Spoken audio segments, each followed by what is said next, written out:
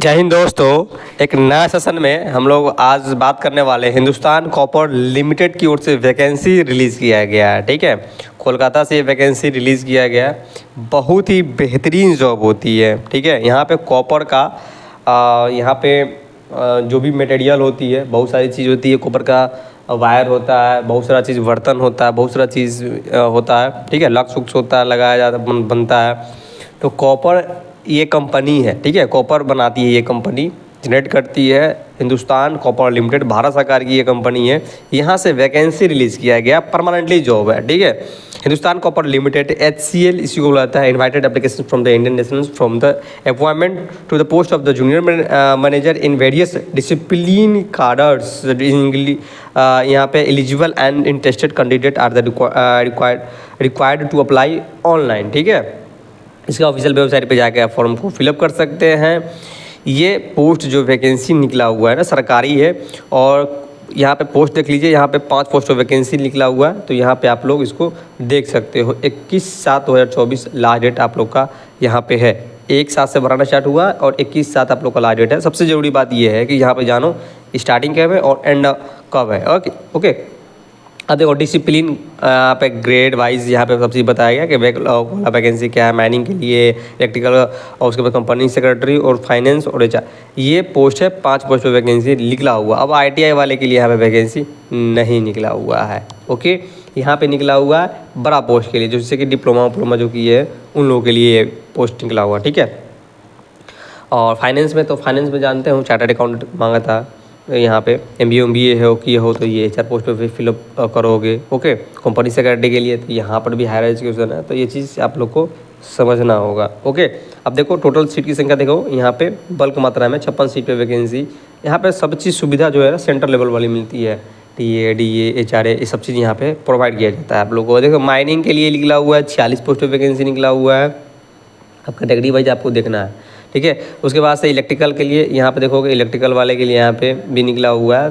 6 post पे vacancy निकला हुआ है। UR के लिए 3 है और बाकी सब में 1-1 है। कंपनी सेक्रेटरी वाले के लिए 1 ही पोस्ट है। फाइनेंस के लिए भी 1 है और यहाँ पे HR वाला पोस्ट भी यहाँ पे 1 है। माइनिंग के लिए सबसे ज़्यादा पोस्ट है, यहाँ पे 20 पोस्ट पे वैकेंसी रिलीज़ किया गया। ओके, अब यहाँ पे देखोगे फील्ड यहाँ पे कैटेगरीज वाइज PWD वाले की ये सब चीज़ यहाँ पे हम लोग नहीं देखते हैं। आगे चलते हैं और क्या क्या चीज़ है। नंबर ऑफ पोस्ट यहाँ पे ये सब भी देखने की ज़रूरत नहीं है। एलिजिबिलिटी क्राइटेरिया ये चीज़ आपको ज़रूरी है। जो चीज़ ज़रूरी होता है ना, मैं वो चीज़ आप लोग को पहले वो चीज़ करता हूँ, ध्यान देता हूँ। अब देखो यहाँ पे क्वालिफिकेशन एक्सपीरियंस, यहाँ पे essential qualification and year of experience. ठीक है, यहाँ पे बताया गया कि भैया जो अभी आप लोग का क्वालिफिकेशन है, एक्सपीरियंस, ये सब चीज़ आप लोग लगा दीजिएगा।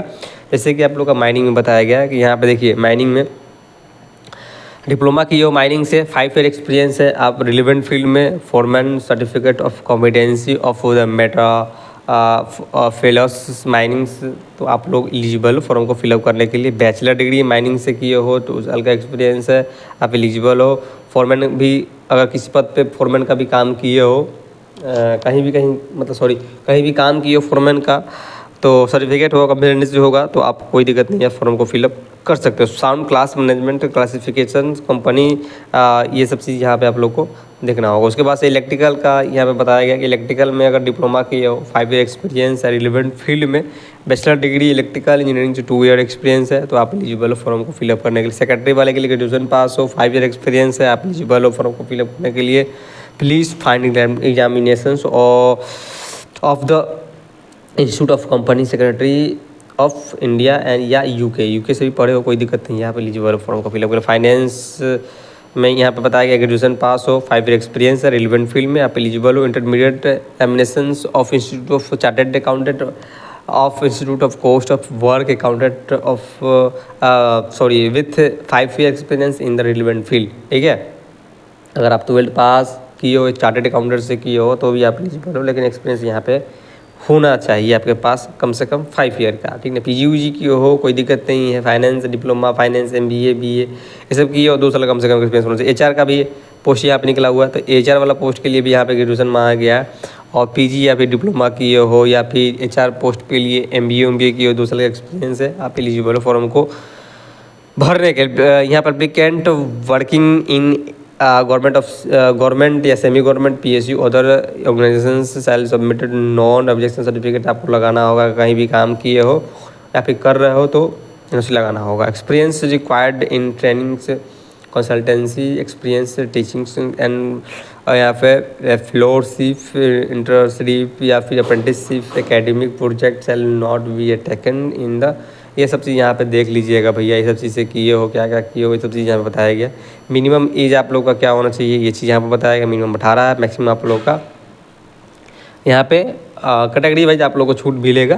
यहाँ पर 18 से आप लोग का अलग अलग है, जैसे कि आप लोग का 35-40 तक आप लोग वेटेज यहाँ पे ले सकते हो। SC/ST वाले के लिए 5 साल, OBC वाले के लिए 3 साल, PWD जनरल से 10 साल और OBC से तो 13 साल, SC/ST से तो बातें छोड़ो, देख रहे हो ना 15 साल। एक सर्विसमैन होता है, एज पर द रूल जो भी होगा आप लोग को छूट मिलेगा, ठीक है। क्वालिफाइंग मार्क्स यहाँ पे the minimum qualifications marks out of aggregate marks and prescribed in CBT shortlisted candidate from document verification shall be 30% of यहाँ पे 30% for यहाँ पे candidate belong to the general या फिर अनरिजर्व्ड OBC कैटेगरीज एंड 20% यहाँ पे those belong SC/ST PWD category. यहाँ पे ये सब चीज़ छूट मिलने की बात किया गया है। सैलरी आपको क्या मिलेगा यहाँ पे देख लीजिए, ये मिनिमम है, ठीक है। मैक्सिमम आप लोग का ये सैलरी ना 45 के आसपास में ये लोग देंगे, आसपास में मतलब ये चीज़ बढ़ भी सकता है, घट भी सकता है। सर्विस एग्रीमेंट बाउंड होगा 3 लाख का, ठीक है, 3 साल के लिए। अगर इससे पहले छोड़ रहे हैं तो आपको पैसा इतना देना होगा, ये चीज़ यहाँ पे और गाइडलाइंस में ये लोग का यहाँ पे ये लोग लिखे हैं, ठीक है। क्या क्या चीज़ आप लोग को अपलोड करना है ये सब चीज़ यहाँ पे दिया गया। मैं इसका अप्लाई लिंक नोटिफिकेशन सब चीज़ मैं दे दूँगा। मेडिकल सर्टिफिकेट ये सब चीज़ बना लीजिएगा आप लोग। एप्लीकेशन फ़ी आपको कितना देना होगा, 500 रुपये देना है दोस्तों, ओके। SC/ST से हो तो आपको कुछ ना कुछ ज़रूर छूट मिलेगा। वहाँ पे जाना तो फॉर्म फिलअप करोगे तो वहाँ पे अपने खुद वो ले लेगा, ओके। और जनरल इंस्ट्रक्शन के बारे में यहाँ पे चीज़ दिया गया, बहुत सारा चीज़ है यहाँ पे। इंडिया का जो भी स्टूडेंट है फॉर्म को फिलअप कर सकता है, ये सब चीज़ यहाँ पे बहुत सारा टर्म एंड फलाना ढिमकाना है, ये सब चीज़ इसको पढ़ लीजिएगा, ओके। हालाँकि ये सब चीज़ आपको पढ़ने की ज़रूरत नहीं है, सब चीज़ नॉर्मल है, कोई दिक्कत वाली बात नहीं तो मैं बता ही देता आप लोगों को, ठीक है। तो नेक्स्ट वीडियो मिलते हैं, नेक्स्ट टॉपिक बात करते हैं, नेक्स्ट वैकेंसी बात करेंगे और जुड़ के रहिए। जय हिंद, जय भारत, जय बिहार, वंदे मातरम।